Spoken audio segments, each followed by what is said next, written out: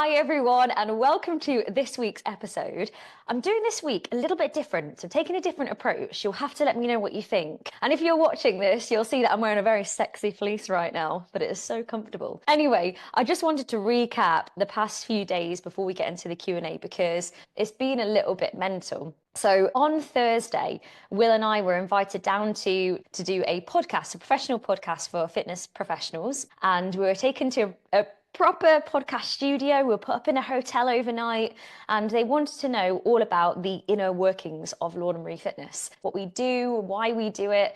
So if you're interested in like the business side, it would be really interesting to listen to. So it's coming out soon. Stay tuned on that one.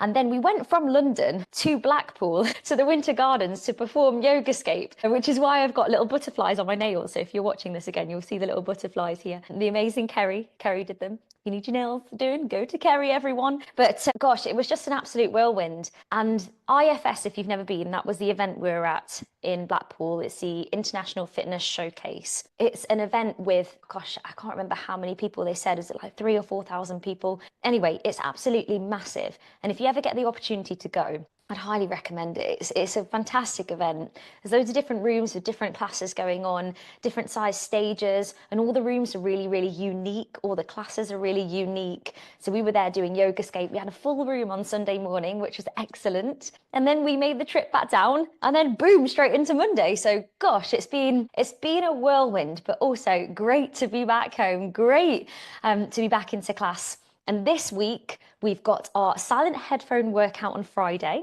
We've still got a few places left if you want to come. 90s theme, I've got my Jerry outfit, so I'll be dressing up as Jerry from the Spice Girls. And we have our Kellam Hall retreat on Saturday. So again, another massive week at LMF HQ. But that's what's going on. And finally, the sign-ups have opened for the race to the golden egg. So if you want to do this, squad, this is our April challenge. It's our step challenge. We'll be in 4 different groups. We're all going to be racing to the golden egg, and we've all got to reach the egg because there's stuff inside the egg. Stay tuned on that one. There is one more thing, yes. We're having on Lawn and Marie Fitness, you'll notice on our socials, Facebook and Instagram, we're having a big focus on the menopause as a whole. And I'm also doing a mini menopause series next week. So just bite-sized 5-minute episodes each day. So if you are currently going through the perimenopause or you're postmenopausal, or you're just interested in arming yourself with more knowledge about it, then do tune in. They're just going to be dead simple. Just break it down. No fluff, no faff, just all facts, basically. So that is coming next week. Okay, that's everything I need to tell you. So now we're going to move into the Q&A. And as I said, I'm going to take a bit of a different approach on it this week. So we've had a few different questions and I've merged them into one to answer the questions as one. So number one, we're going to be talking about nutrition. So some healthy lunch ideas and also talking about cheat meals. Like, is it okay to have a cheat day as opposed to a cheat meal? How does that work? And what's the best approach to take on that one? And then secondly, we're going to be talking about how to overcome low energy and get motivated when you just feel like you're tired, you have no energy, and you really don't have any motivation. How can you then get yourself into a routine and actually get started? So we're going to be talking about it in 2 parts. So let's start with the nutrition and the mindset side behind cheat meals and cheat days. So the question specifically on this one is, if we're trying to lose weight, is it okay to have a cheat day or a cheat meal? Or is it better to stick to the 70-30 rule at all times? So the idea of a cheat day can be, or even a cheat meal, can be really problematic because what it is actually doing is labeling something as bad, good and bad. So for example, I don't know, you might consider ice cream to be bad, chocolate to be bad, biscuits to be bad, or whatever. When actually, you have to kind of question, well, why do I think that is bad? Is it because I've been told that it is bad? Or is it just a little bit less nutrient dense than another type of food? Is it just that? So you have to kind of think about this, because what happens when we label something as a cheat day or a cheat meal is we put the bad title on it.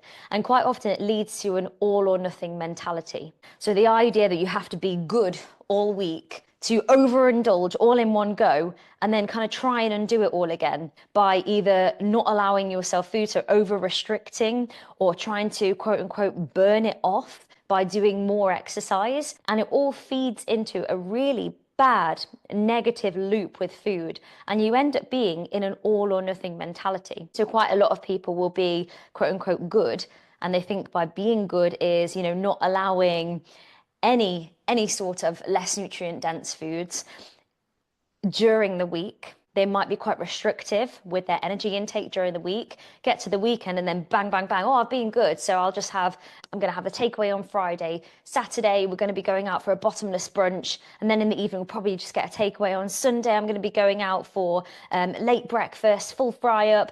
And then, I've messed it all up. I can't have lunch, so I'll just sit here and I'll just snack instead. And then end up overindulging on snacks and sweets and chocolate and then, I'll just start again on Monday. And then you feel like you've undone it all. Now, our body doesn't reset every 24 hours. So one big binge, if you like, can undo feeling really good in yourself. So if you have a cheat day, for example, so you have a day where you're like, nah, I'm just going to eat completely off track. The next day, you can be feeling really bloated, fatigued, and low on energy. Your body can be having a massive energy crash, having a full day off track. What might be better, and we go by the 70-30 rule. So the 70-30 rule is, it's more of a lifestyle. 70% of the time, you're eating foods that are really nutrient dense, like your lean meats, your eggs, your tofu, your fish, your fruit, your vegetables, your whole grains, things that are really nutrient dense, i.e. they're natural. They're not processed. They come from the ground. Those things, as opposed to 30% of, more processed things, maybe more highly palatable things that might have been made in a factory. So 70% of the time, we're focusing on foods that are really, really nutrient dense, and 30% of the time, a little bit of what we want too. And that might be, the pizza takeaway. It might be the wine. It might be the ice cream, whatever your thing is. And that's okay, because it's part of a balanced diet, and you can lose weight like that. Absolutely, you can lose weight like that. The way to lose weight is be in a calorie deficit. It's a simple equation. Are your calories out greater than your calories in? And don't forget that calories out aren't, it's not just your exercise. It's your BMR, which is your basal metabolic rate. That's how much energy your body is burning at rest, plus the thermic effect of food. So your body actually uses energy breaking food down, plus your exercise. And one of the main ones is your NEAT, which is your non-exercise activity thermogenesis, which basically means your movement outside of formal workouts. So just how active are you in general? And most of the time we refer this to as your steps. So like your step count, for example, not your formal workouts, or just it could even be like fidgeting or doing housework or going to the supermarket, for example, just the general sort of day-to-day activity, putting the washing out, that kind of thing. So you need to be in a calorie deficit. Calories out are greater than calories in. Now, if we're literally just talking about fat loss, like how you do that, technically, if all you want is fat loss, doesn't matter. But if you're wanting to feel energized, you're wanting to feel healthy, you're wanting to feel good in your body and get good results from your workouts, you want to be doing that eating mostly, 70% of the time, really nutrient-dense foods. So it's all about it's that moderation, but being sensible with it and knowing that our body isn't a bin. Now, if you really struggle with, say, if you've got a pack of biscuits in, that one biscuit will lead to a whole entire packet, and you feel like you lack self-control on that one, there's two things that you can do, because it depends on your personality, really. Thing number one is challenge yourself and prove to yourself that you can just have a biscuit or two biscuits and stop there. Because what you need to do, and it's all a mind game, what you need to do is stack up the evidence that you can do it. So if you haven't got much evidence that you can do it right now, you absolutely can. You need to think about the times where you have done that in the past, or create times that you can do that now. Eat more mindfully too, of course. Or what you do is you just don't buy the biscuits in for a while and prove to yourself you don't really need them right now. So you might just not have them in the house, so the temptation isn't there. So sometimes cutting out certain things entirely for a period can help with cravings and make you feel more in control. So if you struggle with that idea of moderation, it could be worth trying. But then just be careful when you bring it back in again so that you can moderate it. Sometimes you just need a little mini break from these things. Other times you just need to stack up the evidence that what you think about, the fact that I can't control that, when, you are the only person who is putting that food into your mouth. You absolutely are in control. Sometimes we just need to remind ourselves that and stack up the evidence. So, of course we can. Of course we absolutely can. Of course I can have half the bar of chocolate and put it away. Of course I can do that. I'm in control of what I put in my mouth. And we need to remind ourselves to do that.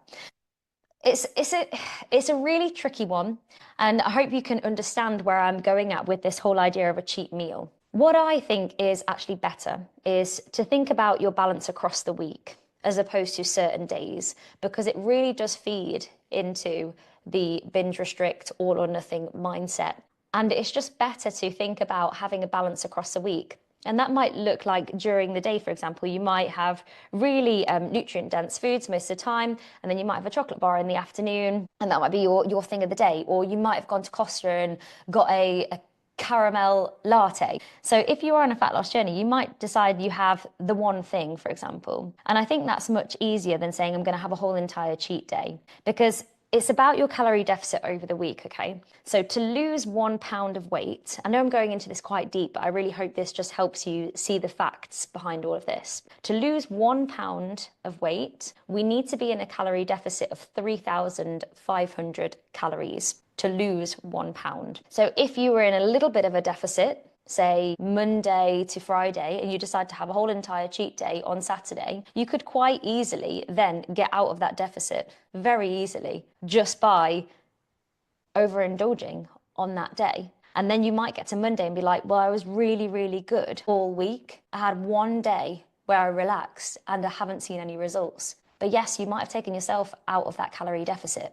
You might have done that. And then what I personally think, doing it that way is so tiring, because you spent 6 days of the week trying to work really hard to have one day where you let things slide and it undoes everything. So for me personally, I find that it's better to have the one kind of hell yeah thing that you really want to have, and really enjoy it and eat it mindfully and know that you are choosing to do that. And just think about stabilizing your blood sugar.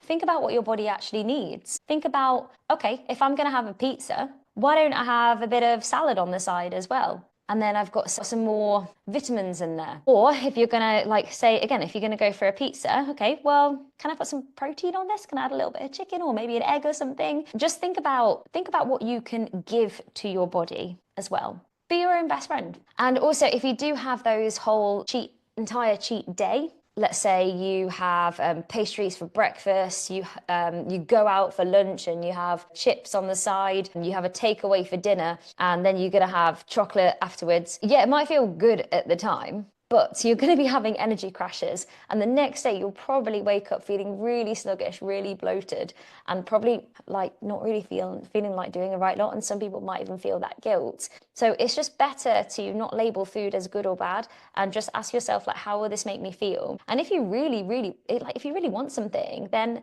have it, but make sure that it's part of an overall balanced day.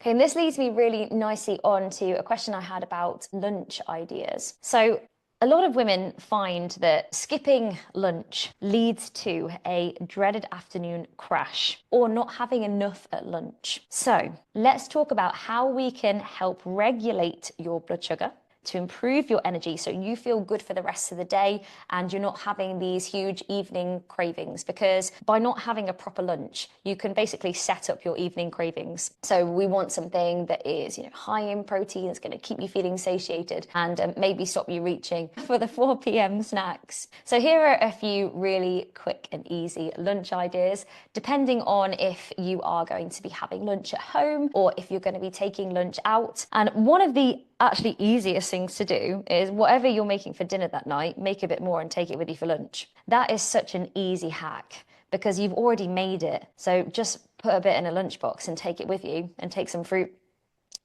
or some yogurt to go with it. But that's just a really fast idea. You could have eggs on toast. You could have eggs on toast with some tomatoes. Or if you like avocado, whole grain toast, smashed avocado with egg, and sprinkle some pumpkin seeds. If you want to look all posh, you could do that. But that would literally take, you just got to make the egg really, haven't you? Put the toast in, make the egg, sprinkle some seeds on top.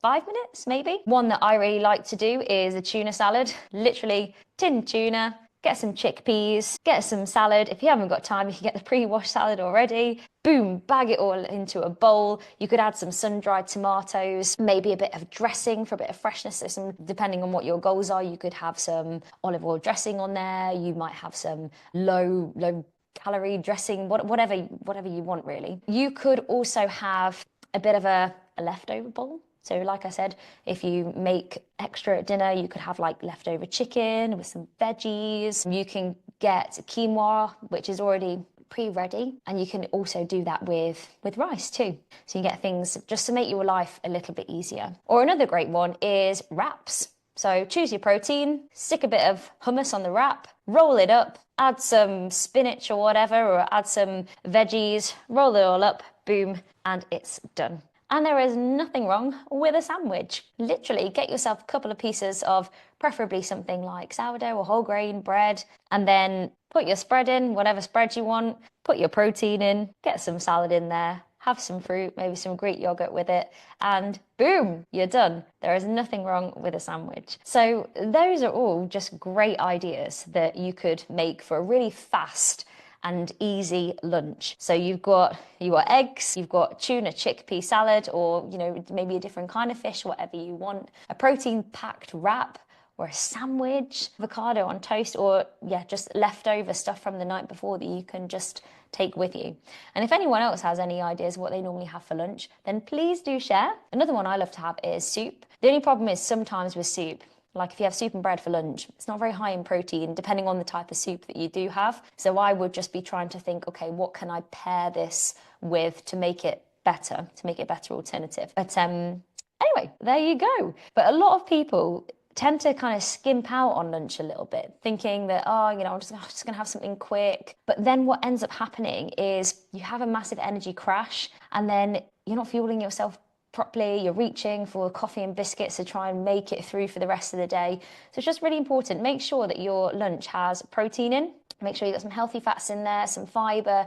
It's an absolute game changer, and it will just leave you feeling fuller for longer. You'll have more energy and you won't get those massive afternoon sugar cravings. So we're moving on now to part 2. In this part of the episode, we're going to be talking about how to get motivated when you feel absolutely exhausted. So the specific question I had was, I'm really struggling at the moment. I feel tired, I lack energy, and I have low motivation. I really do want to get into a routine and get started, but I'm finding it really hard to get motivated. Now, there are so many reasons that we might be feeling like this. It could be hormonal. It could be the perimenopause. It could be the time of month. It could be fatigue. It could be blood sugar crashes, skipping meals or relying on caffeine, eating too many processed carbohydrates that can really worsen energy dips. And it can also be due to stress and cortisol. So chronic stress raises your cortisol levels, which is your stress hormone, and that can lead to burnout, it can lead to cravings. And also, we can quite often feel low on energy because we are not working out. So it's a vicious cycle. We feel low on energy because we're not working out, so we don't work out. So we feel low on energy because we're not working out. And this is what I see quite often. So a lot of people who say to me that they feel tired and they're low on energy and they're not motivated, it's because they're not actually they're not doing any classes, they're not doing any movement to make themselves feel motivated and energized. So a lot of people think that you need motivation in order to exercise, whereas what actually happens is action creates motivation, not the other way around. So we have to exercise to feel motivated. And if we're not exercising, we're not going to feel motivated. It just doesn't work like that. So what I would say is you want to remove the barriers. So number one, make sure that you start small. You start small, and it might be some gentle movement. It might be a gentle class. You might go on the bolt-on area and put a 5-minute power walk on. You might do a stretch. Just start small and remove the barrier. Because quite often we don't start because we have this idea of what it should look like in our heads, whereas it doesn't actually need to look like anything in particular. The best thing to do is just do something, even if it's just 5 minutes, and make that commitment and promise yourself that today I'm going to do 5 minutes. See how you get on. See how it feels. You will never regret a workout. That I can promise you. So you probably feel amazing for doing it. You probably feel glad that you've actually, you've done something. You'll feel more energized, and then you'll feel motivated because you'll be like, oh, it wasn't that bad at all. It actually went really fast. And then we can rinse and repeat until maybe we want to increase that. Increase it to 10, 15 minutes until we're getting, recommended activity minutes in. Other things that you can do. So if your energy levels are low, look at your meals. Start your day with some protein, with some eggs, some Greek yogurt, or a protein smoothie if you like those. Fuel yourself properly so that you have the energy. And make sure that you've got some sleep rituals in place. So you're reducing screen time before you go to bed. You've got a consistent time when you go to bed and you wake up. That is number one. And magnesium supplements, they can help. They can help you get a deeper, more restorative sleep too. But also, so can doing exercise. So you will find that by doing your exercise, you feel more energized, but also you'll feel more settled when you go to bed. So you will actually sleep better. And also stay accountable. So stay accountable to me, stay accountable in the group, stay accountable to yourself by filling out your online journal, and that will track you as the week goes on. But the best thing you can do is we tie up a ponytail, we put on our big girl panties, and we have to adult ourselves sometimes. What would you say to somebody or a friend or a child that came up to you saying, "Oh, I'm just not motivated, but I need to exercise because it's good for my health and I'm not doing anything and I really need to." You'd say, "Crack on, love. Get on with it. Do it and you'll feel really good for it. Go on, off you go." So sometimes we do have to do that to ourselves. And sometimes you'd rather scream and throw a tantrum or a mardy, but it's the best thing you can do. We put on our big girl panties and we get on with it. And then when we've done it, we hold on to that feeling afterwards of just how good that made you feel. And the next time you feel like, "Oh, I don't want to," think about, well, actually, last time I did it, it wasn't that bad. And actually, I felt really good. So come on, let's just do it. Let's just do it. And make a promise with yourself to do, I'm going to do 5 minutes. And then if I want to carry on, I will. And then if I don't want to carry on, well, at least I've done the 5 minutes and that's okay. I've moved my body. I've done something. So that is what you want to do. Motivation isn't going to come. You've got to go get it. Motivation isn't something that you just wake up with. It's something you actually build over time. And remember, action creates motivation. Start small. Remove the barriers. Take the pressure off. Something is always better than nothing. And stay consistent. And before you know it, you'll be feeling absolutely amazing. You'll be feeling more energized and you'll be feeling so good and proud of yourself too, which is really, really important. So I hope this episode gave you the boost that you needed. And so go put on your big girl panties, go get it done and go feel amazing. And then let me know. I listened to that episode, Lorna. Thank you so much. That really, really helped. And I hope this has been great. Let me know what you think about the part 1 and the part 2 of doing the Q&A like this. I hope it was useful and I will see you next week.